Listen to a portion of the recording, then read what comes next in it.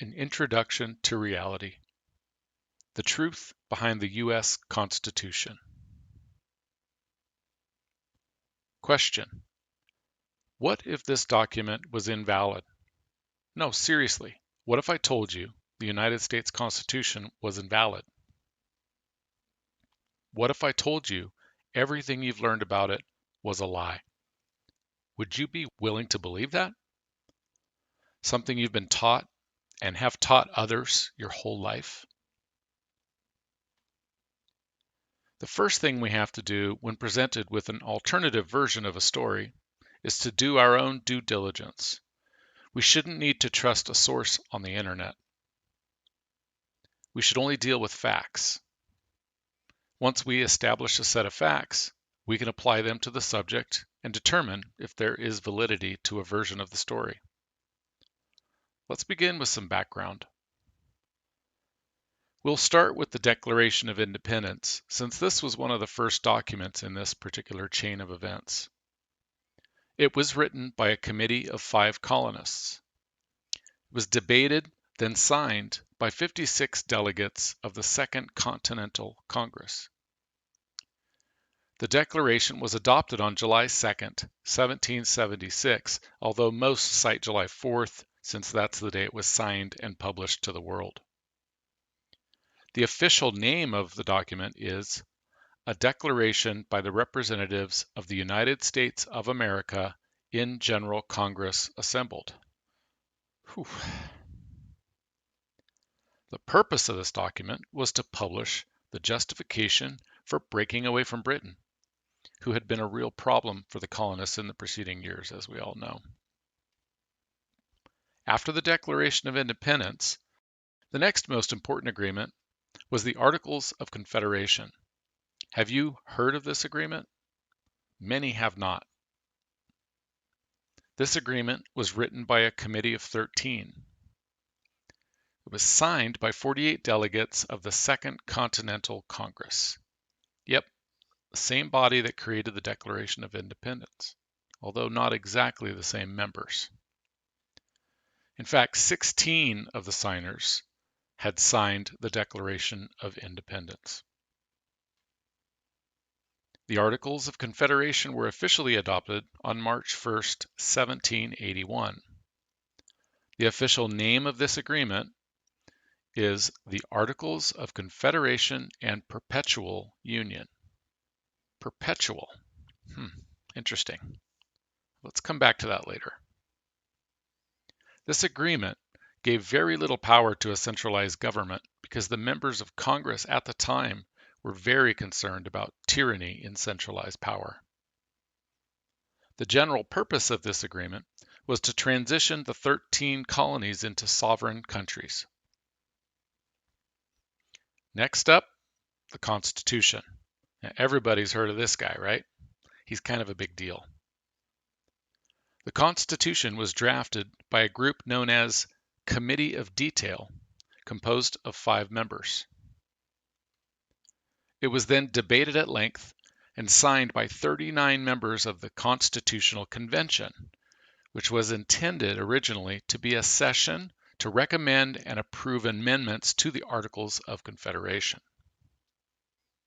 The Constitution was officially adopted on March 4, 1789. The name of the document, as stated in the preamble, is Constitution for the United States of America. The purpose of this particular agreement was to create the framework for a centralized federal government. I thought they were against that. Well, I guess not everybody was. Here's a general timeline of various documents and agreements in relation to each other. Notice that the Declaration of Independence and the Continental Congress both existed prior to the Articles of Confederation, which in turn preceded the Constitution. So that's a lot of agreements, a lot of signatures. Here's what it looks like if you plot out each of the signatures on the agreements. Now there are some interesting facts here. 16 signers of the Declaration of Independence also signed on to the Articles of Confederation. Only 5 of the signers of the Articles of Confederation signed the Constitution. 7 signers of the Declaration of Independence ended up also signing on to the Constitution. That's kind of odd. I think the most interesting fact here is that 2 of the signers ended up signing all 3 agreements. Now, one question you should ask yourself when evaluating these agreements is, what was the law of the land at the time of each signing? It's a good question. Well, there were technically some agreements floating around in the colonies at the time that the Declaration of Independence was written, but there were no united agreements between all of the colonies. They basically operated under pseudo-British constitutionality. When the Articles of Confederation were enacted, it was the same situation, although they had broken up with Britain and had some form of a united Congress to start working on improvements, but they were still without a united agreement of the states.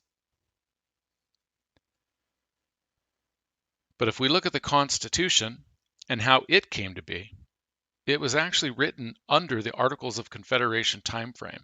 So at the time, that was the active united agreement, which some may call a social compact. There are a few important phrases in the Articles of Confederation.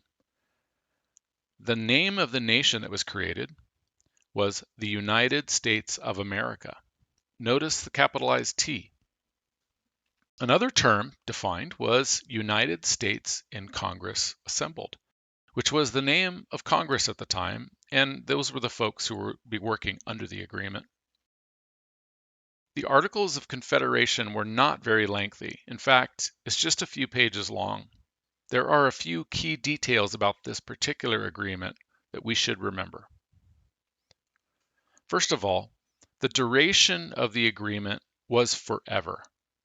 They wrote this to be a permanent agreement to be passed down from generation to generation.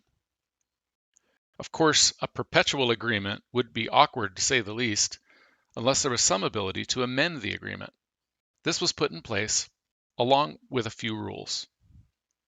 One rule required that only members of the United States in Congress assembled could actually vote on amendments. Another, that the vote would need to be unanimous. Another said that when it was eventually sent to each state for ratification, it would require all states as well, unanimously. If a single Congress member or a single state voted no, the amendment would fail. That's pretty harsh, right? But that's also a good way to prevent willy-nilly amendments from sneaking in. So this all seems pretty simple, right? But we have this Constitution thing that we've all learned about in school. Where did that come from? Well, some colonists at the time didn't like the Articles of Confederation, including some members of Congress. In 1786, a session known as the Constitutional Convention was scheduled.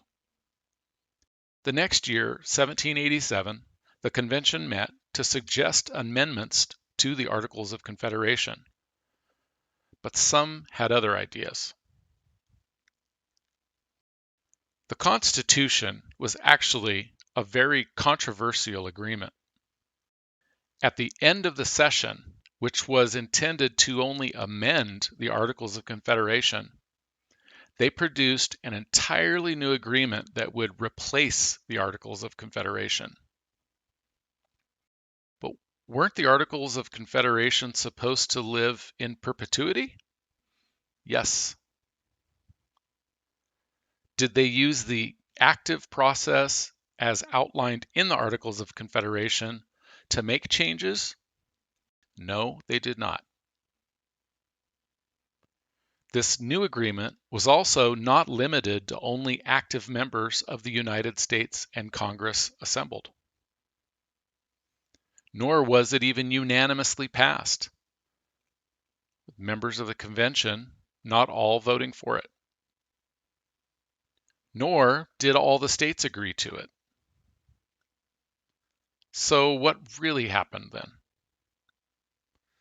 If you look back at who was involved and what they said at the time, it's pretty clear that a group of Federalists who believed there should be a centralized federal government to rule over the states forced the nation into a new agreement without using the process that had been agreed upon in the Articles of Confederation. It was a coup. The Founding Fathers? Only 12 of the 13 states signed the Constitution at that time. 12 out of the 39 delegates were active members of the United States and Congress assembled. So, if the Constitution was passed without following the existing agreements at that time, what does that mean? Is it valid? Was it without controversy? No. It was highly controversial at the time, with Rhode Island actually abstaining from voting. So to say that it was generally accepted as valid at the time is a misstatement. Hopefully this presentation was useful, at minimum, to start the conversation about social compacts and their validity.